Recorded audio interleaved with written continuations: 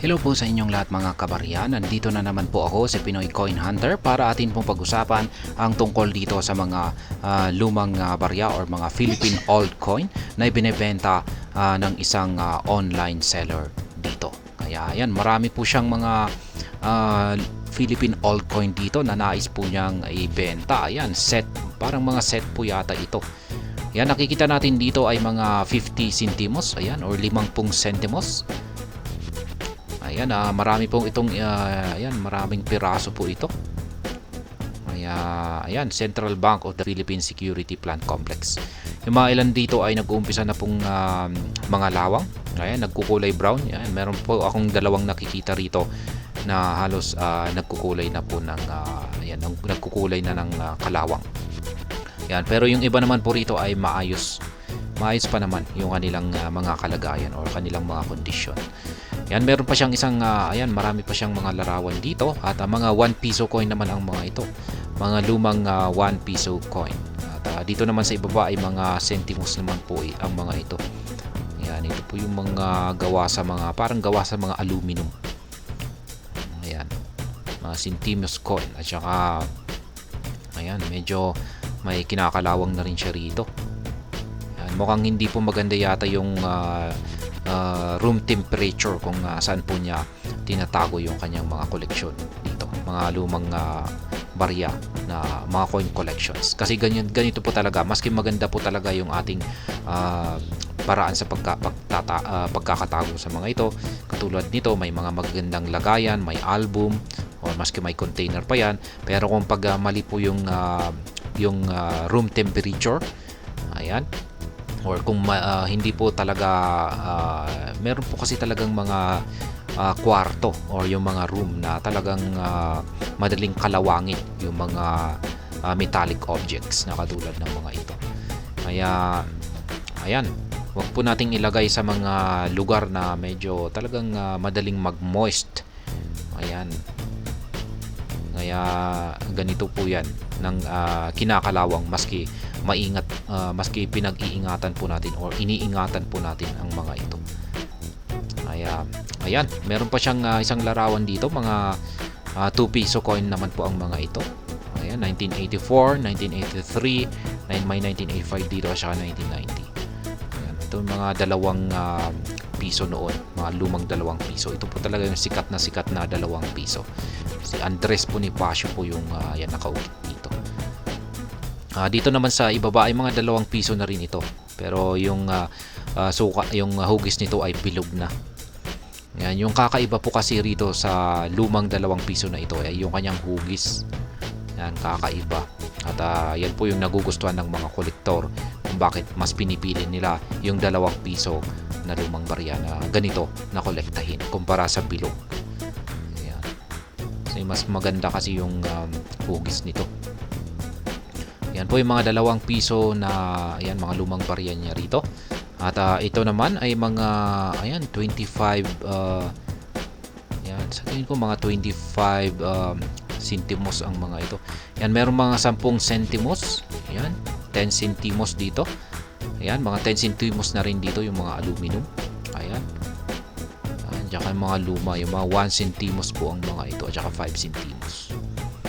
Ayan, dami po niya. Pero marami nang kinakalawang dito o nangingitim na.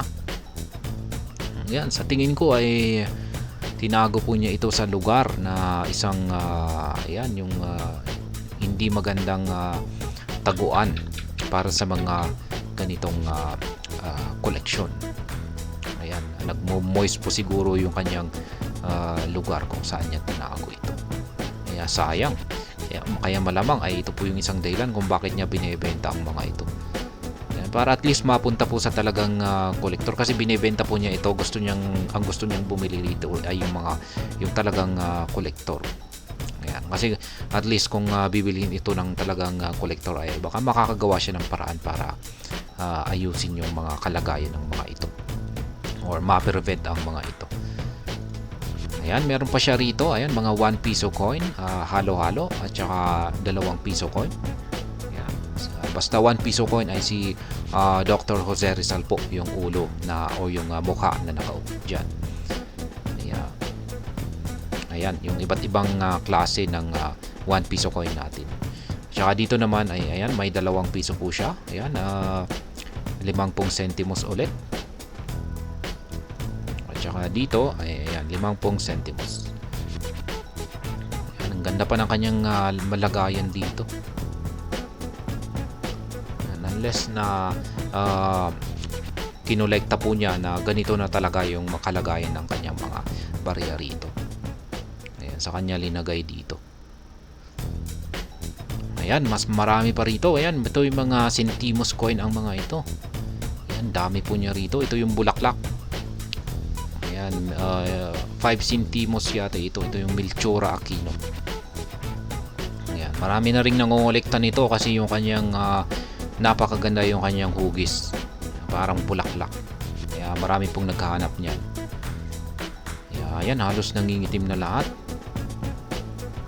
Pero ganyan po talaga yung mga centimos coin natin. Ayan.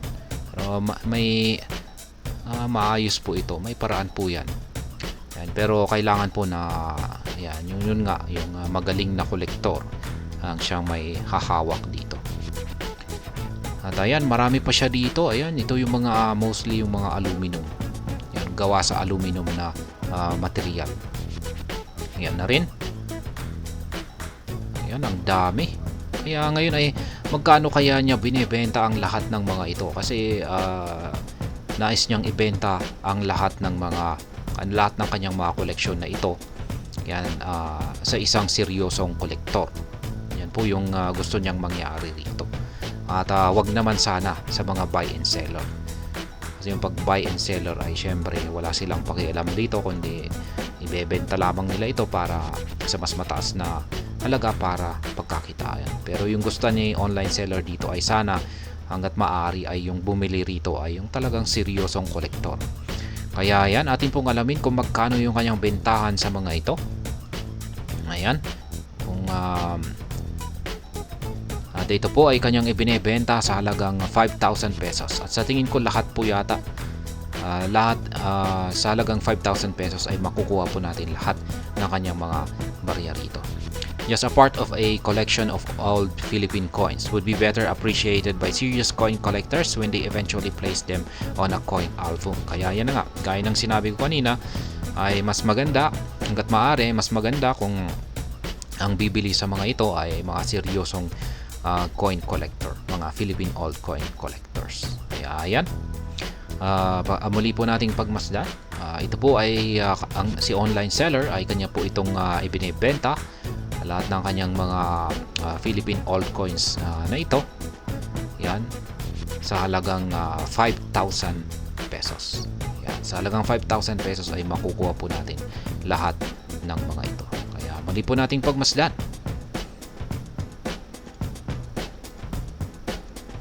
At hanggang dito na lamang po tayo sa video na ito mga kabarya. Sana po ay inyong nagustuhan ang aking paliwanag sa mga baryang ito. Marami pong salamat sa panonood. Ingat po tayo lagi at God bless po sa ating lahat.